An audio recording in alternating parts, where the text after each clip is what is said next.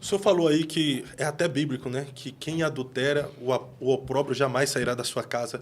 Isso fala de uma espécie de maldição Não, geracional? Tu acredita nisso? não, nada de maldição, essas coisas hereditárias, não. O que eu acredito é que é uma vergonha que fica lacrada, marcada no coração da pessoa que adultera. O cara fica conhecido pelo adultério que cometeu. É uma vergonha. Você prega tudo sobre Davi, mas você não esquece que ele matou um cara e tomou a mulher dele. Existiam uns irmãos tentando passar um pano para Davi. Ele falou, mas pela lei Davi podia se deitar com Batseba. Porque quando alguém ia para a guerra, a mulher do cara era... Não, o cara só tinha uma ovelha, né? Davi tinha quantas ovelhas queria. Né? Então Davi, porque tem gente que tem zóio de tandera, né? Ele tem e quer o que você tem também. Zóio de Tandera. Faz tempo que eu não ouço essa expressão, cara. É verdade, verdade. Mas tu não acredita em maldição geracional, então? Não existe. Mas vamos pegar... Eu vou provar que existe agora, pegando a história de Davi. Opa, maldição hereditária? Não, maldição geracional. O que seria uma maldição geracional? Davi adulterou. Ah, Me fala como é que foi a vida de Salomão. Não estava relacionada ao pecado do pai? a vida de Salomão foi boa. Foi boa, mas ele caiu praticamente no mesmo pecado do pai e acabou morrendo como idólatra. Ele adulterou? Salomão?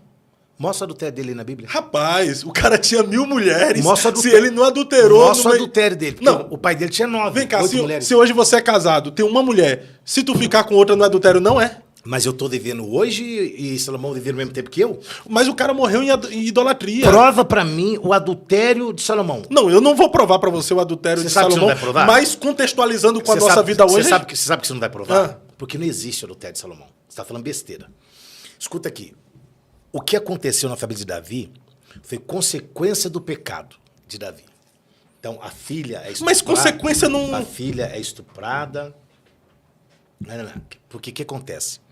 Quando um líder peca, todo mundo que está abaixo da liderança paga o preço pelo pecado do líder.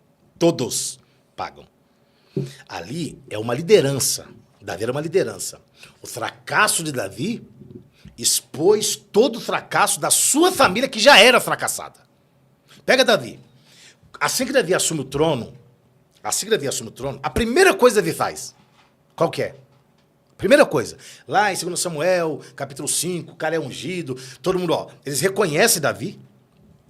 Eles reconhecem Davi como alguém que fez muito pelo povo, sem ser o rei. Eles ungem Davi, reconhecem Davi, proclamam Davi como rei, e aí eles fazem uma outra coisa. Aí o que Davi fez? Davi pede para trazer Mical. Quem era Mical?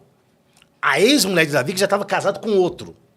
Então, Davi sempre fez o que muitos fazem hoje. Abuso de autoridade. Ele disse, não, ele já está casado, mas eu quero assim mesmo. Então, o cara foi lá, buscou Mical. A Bíblia disse que o marido dela veio arrastando, chorando. O cara disse, vai-te embora, não vão te matar. E Davi trouxe Mical para a vida dele.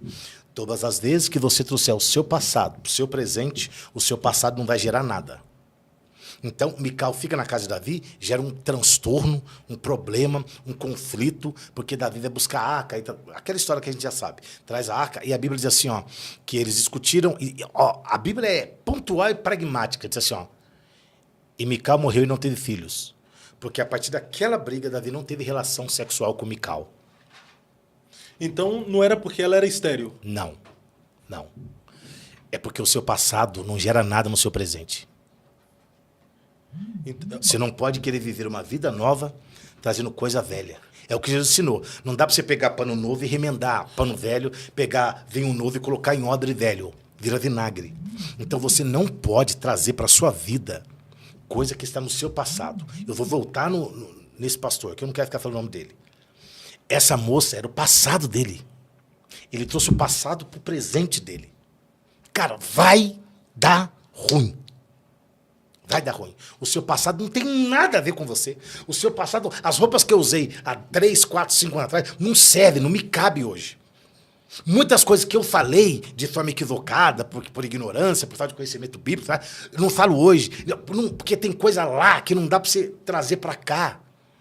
A igreja tomou um rumo, porque tem coisa que faziam lá que não dá para fazer aqui. Tem coisa que era abominável lá, que antes era, por exemplo, televisão, coisa do diabo, do demônio, do inferno. Hoje já não é. Se você trouxer esse passado para esse presente, vai dar ruim. Vai dar ruim. Então, o que Davi sofre é a consequência de uma família sem estrutura. Olha o absurdo. Ele chora por Aminon que morre, mas ele não procura Tamar que foi estuprada. Por Aminon. Por Aminon. A igreja chora por pastores que caem. Mas essa mesma igreja não chora pelas Tamares que foram estupradas, violentadas, abusadas.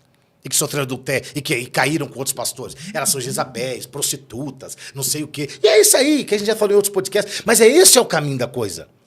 Então, assim, Davi protege Aminon, chora por Aminon, mas ele não chora por Tamar, a estuprada. Ninguém nem sabe que fim que deu Tamar. Tá entendendo? Então, assim, não há um pecado geracional na família de Davi, na minha opinião. O que há é um tumor que foi exposto e que já existia, só que nunca tinha sido mostrado. O pecado de Davi só foi consequência, só expôs o que já estava lá. Então você não correlaciona a vida de Salomão, que se perdeu em idolatria, e eu aqui tenho até muito temor em dizer que Salomão perdeu a salvação. Sim, porque... Que eu não posso dizer que ele perdeu a salvação, porque ele morreu em idolatria. Qual seria o exemplo que ele teve de Davi? Davi foi idólatra? Não. Então, ele se perdeu. E por que ele se perdeu? Mas Davi foi mulherengo. E por que ele se perdeu? O texto é assim, ó. E Salomão aparentou-se com a filha de Faraó. Meu amigo, a Bíblia diz em Deuteronômio 32, não ararás a terra com boi e com jumento. Não dá. Então, a aliança que ele faz com o rei do Egito, isso é tão explícito que quando ele vai falar sobre Sulamita, ele fala, as éguas de Faraó te comparam à amada minha. Porque as éguas de Faraó eram os melhores cavalos que existiam naquela época, eram oriundos do Egito e eram tratados de maneira espetacular. Então, assim, é a aliança que ele fez. Não tem a ver com pecado geracional, tem a ver com aliança. Veja o conselho que o pai dele deu para ele. Provérbios capítulo 4, quando eu era de tenra idade, na casa do meu pai disse, meu filho, vende tudo que você tem e adquire sabedoria, amarra no teu pescoço, anda com ela. Davi ensinou para ele o caminho da sabedoria. Davi ensinou para ele os traços. Tem vários provérbios que ele fala, quando eu era criança na casa do meu pai, e o meu pai me disse, veja o que Davi ensinou e o rumo que ele tomou. Você não pode ser responsável por você ensinar uma coisa e outra pessoa querer tomar outro rumo. Você não pode responder por essa Mas pessoa. quando eu ensino uma coisa e as minhas atitudes não convergem com os meus ensinamentos? Mas depois do adultério de Davi, qual o erro que Davi cometeu? Depois do adultério. O adultério foi perdoado, confessado, deixado. Davi não tornou-se adúltero. O sinal de que Deus perdoou Davi é que Deus não matou Salomão, mas matou a criança. A primeira criança. Deus matou. Quando nasce Salomão, o que a Bíblia diz? E Davi pegou e chamou de Salomão, que quer dizer pacífico. O Davi está dizendo o que para Deus? Eu quero um tempo de paz. Eu não quero guerra com o Senhor, não. Eu não quero guerra com o Senhor, não. E aí ele pegou o menino e deu para o profeta.